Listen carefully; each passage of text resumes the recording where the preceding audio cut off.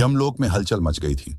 यमराज अपने सिंहासन पर बैठे थे, लेकिन उनके चेहरे पर चिंता की रेखाएं स्पष्ट थीं। यमदूत उनके सामने खड़े थे, सहमे हुए। एक यमदूत ने सिर झुकाते हुए कहा, महाराज, एक आत्मा काशी में मृत्यु को प्राप्त हुई है। हमने कई बार उसे पकड़ने का प्रयास किया, लेकिन एक अदृश्य शक्ति हमें रोक रही है। यमराज की भौहें तन गई। उन्होंने कठोर स्वर में पूछा, कैसी शक्ति? यमदूत कांपते हुए बोले, काल भैरव। यमराज ने क्रोध में अपना दंड उठाया, जिससे पूरा यमलोक थर्रा उठा। उन्होंने गरजते हुए कहा, काशी हो या कोई और स्थान, मृत्यु का अधिकार मेरा है। अगर कोई मेरे कार्य में बाधा डालने की कोशिश करेगा तो उसे दंड भुगतना होगा। यमराज ने स्वयं धरती पर जाने का निश्चय किया। उनके विशाल रथ के पहिए गरजते हुए घूमे और वे अपने यमदूतों के साथ काशी की ओर प्रस्थान कर गए। एक वृद्ध संत ने शिष्यों से कहा, यमराज यहाँ क्यों आए हैं? क्या कोई अनहोनी होने वाली है?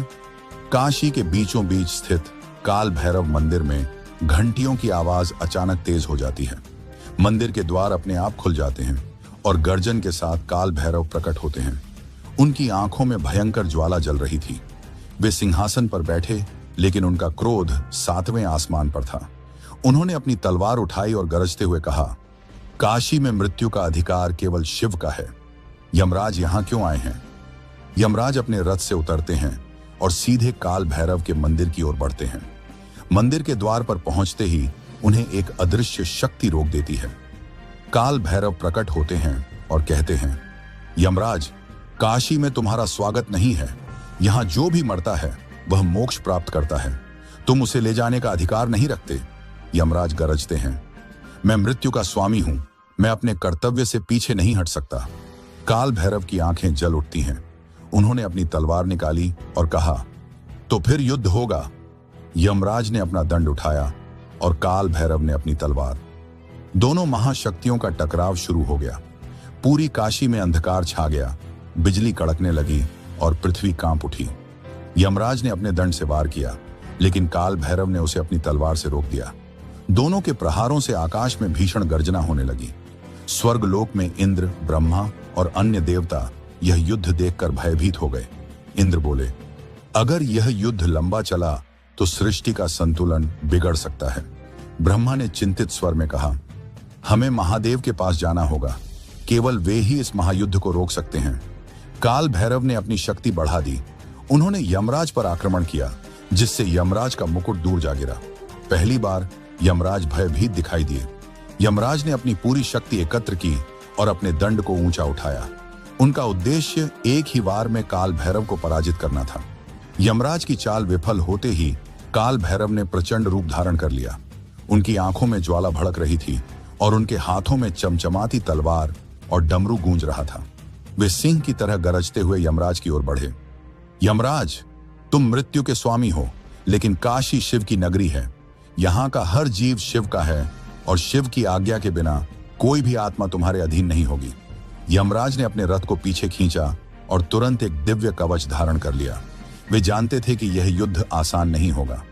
उन्होंने अपने सबसे शक्तिशाली अस्त्र का प्रयोग करने का निश्चय किया। उनके दंड से एक प्रचंड अग्नि निकली, जिसने चारों दिशाओं को जलाना शुरू कर दिया। काशी जल उठी। गंगा के जल में उबाल आ गया और देवता भी इस भीषण मंजर को देखकर भयभीत हो गए। लेकिन तभी काल भैरव ने अपनी तलवार उठाई और एक ही प्रहार में यमराज की अग्नि को नष्ट कर दिया। यमराज, तुम समझ नहीं रहे हो। यह शिव की नगरी है और यहाँ का हर कण उनके आदेश का पालन करता है। यमराज अब और भी क्रोधित हो गए। उन्होंने अपने यमदूतों को आदेश दिया, काल भैरव को रोको। लेकिन वे यह भूल गए थे कि काल भैरव केवल एक योद्धा नहीं, बल्कि महाकाल के स्वरूप हैं। जैसे ही यमराज के यमदूतों ने काल भैरव की ओर बढ़ने का प्रयास किया, उन्होंने अपनी तलवार घुमाई और चारों ओर एक दिव्य चक्र रच दिया। यह चक्र इतना शक्तिशाली था कि यमदूत उसमें फंसकर ध्वस्त होने लगे। काशी के लोग घाटों पर खड़े होकर यह अद्भुत दृश्य देख रहे थे।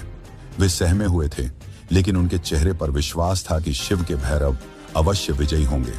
तभी काल भैरव ने अपने पैरों से पृथ्वी पर प्रहार किया। धरती कांप उठी।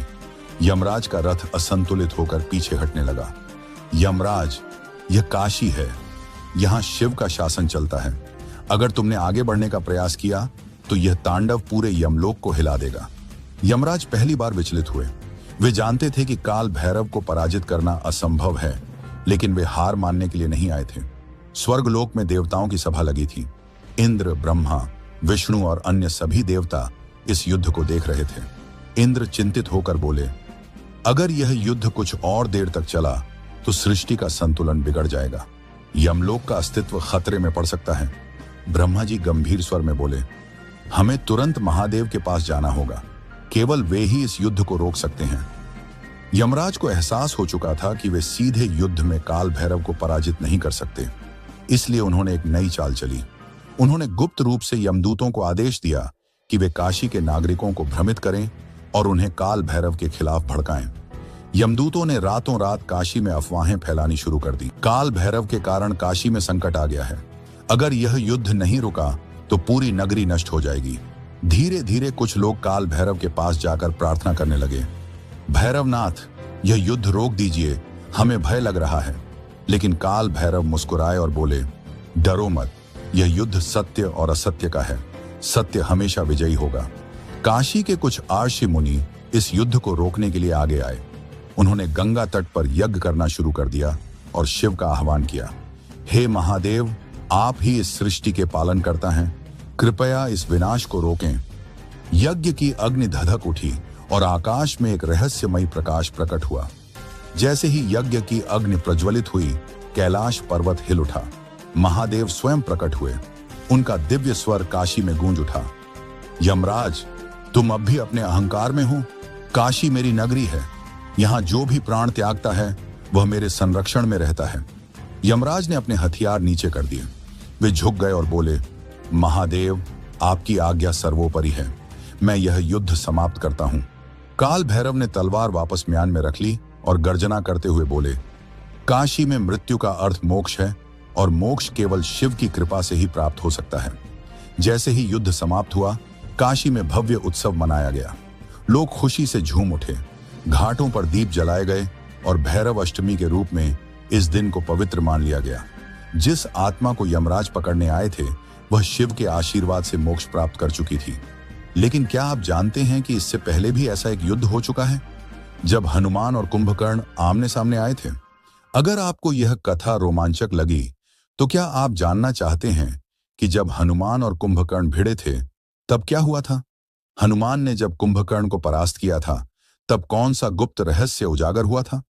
इसका उत्तर पाने के लिए हमारे चैनल पर जाकर हनुमान और कुंभकर्ण के युद्ध का वीडियो देख सकते हैं, जिसमें आपको सारे प्रश्नों का उत्तर मिल जाएगा।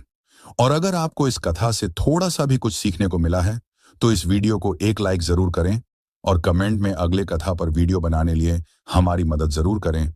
और ऐसी ही अद्भुत और रहस्यमयी कथाओं के लिए मिस्टिक वेदा को अभी सब्सक्राइब करें और घंटी जरूर दबाएं। मिलते हैं अगले वीडियो में। धन्यवाद।